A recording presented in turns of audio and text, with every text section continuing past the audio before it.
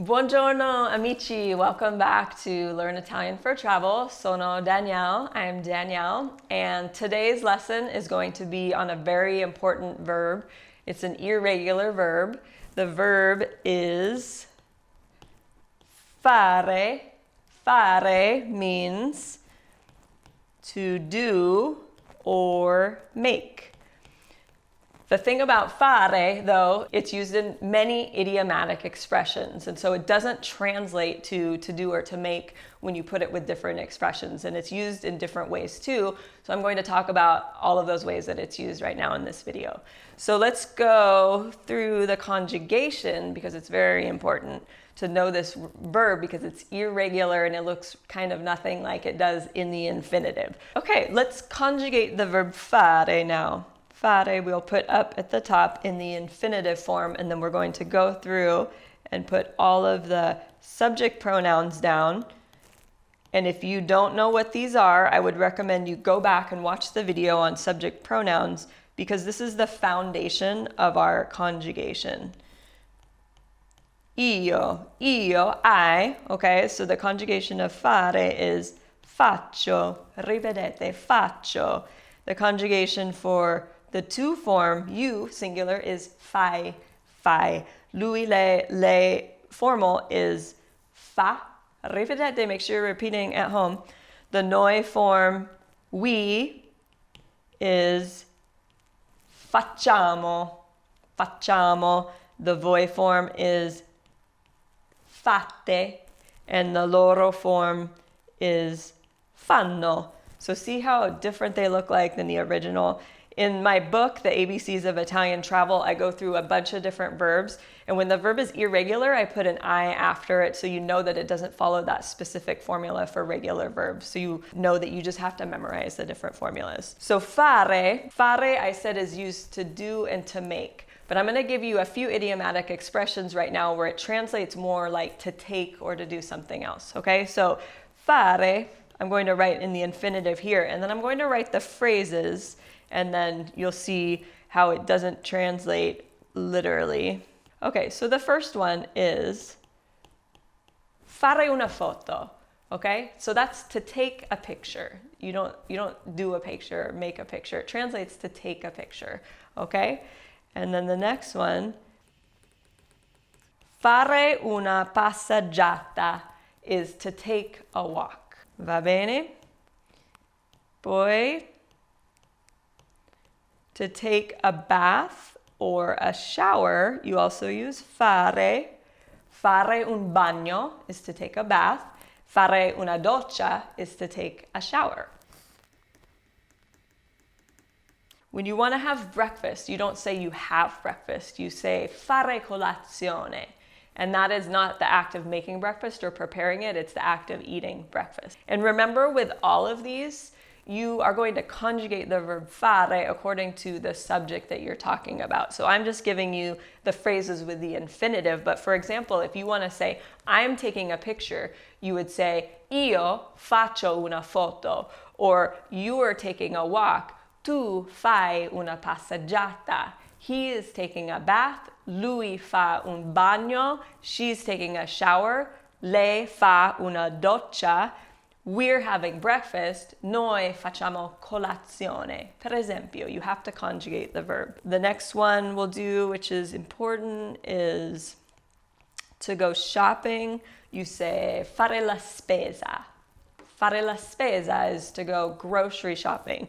If you want to go shopping for things other than food, clothing or shoes or something like that, you say fare le spese. So you all are going shopping. Voi fate le spese. And we'll do one more phrase with fare. This is a nice one to know. To take a nap, you say fare un pisolino. They are taking a nap. Loro fanno un pisolino. Va bene? Okay, andiamo avanti. So now another use of fare that we're going to look at is weather, because fare is used when you're asking and answering questions about the weather. So the question, what's the weather like, is che tempo fa? So literally, what's the weather doing? And you can respond in many different ways. So I'm just going to teach you the phrases that use fare in their responses. So if the weather's nice, you say fa bel tempo. Fa bel tempo, it's nice out. If the weather is not nice, you say fa brutto tempo. Or you can just say fa brutto. Fa bello, fa brutto. If it's cold, fa freddo. If it's hot, fa caldo. And then if it's cool, you can say fa fresco. Fresh, it's cool. There are, like I said, many other ways that you can respond to the weather by saying it's sunny or it's windy or it's muggy or things like that. And those are included in my book in another section because they start with a different letter and we're just doing fare today. So we're just going to focus on these expressions with fare. So the next way that you can use fare is if you're having a bodily ache or pain, okay? So I'm going to teach you just a few examples of body parts that you might use. So maybe you have a headache and you're traveling and you want to say your head hurts in the pharmacy so you can get some medicine. So the structure is like this. You say mi fa male if you're talking about a singular body part. So for example, your head, la testa. If your head hurts, you say mi fa male la testa. If your throat hurts, you say mi fa male la gola. If your stomach hurts, you say mi fa male lo stomaco. Okay? Those are probably the three most important that you will need to know. Head, throat, stomach.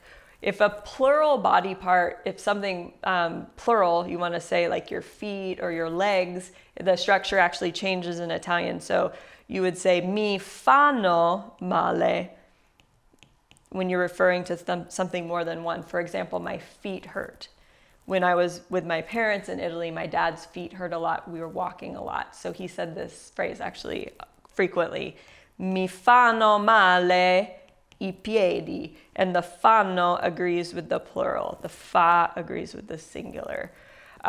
Maybe your legs hurt. Mi fanno male le gambe. Mi fanno male le gambe. Maybe your ears hurt. That's sometimes people get earaches. So you would say mi fanno male le orecchie, the ears. Va bene? Okay. So the last thing I want to show you is a verb that's sometimes confused with fare, okay? It's actually literally the verb to take. It's prendere. Prendere is a regular verb. So if you know how to conjugate the regular verbs, remember for all of the ERE verbs, there's the formula where you remove the end and then you replace it with the formula, which is io prendo, tu prendi, lui, lei prende, noi prendiamo, voi prendete, and loro prendono.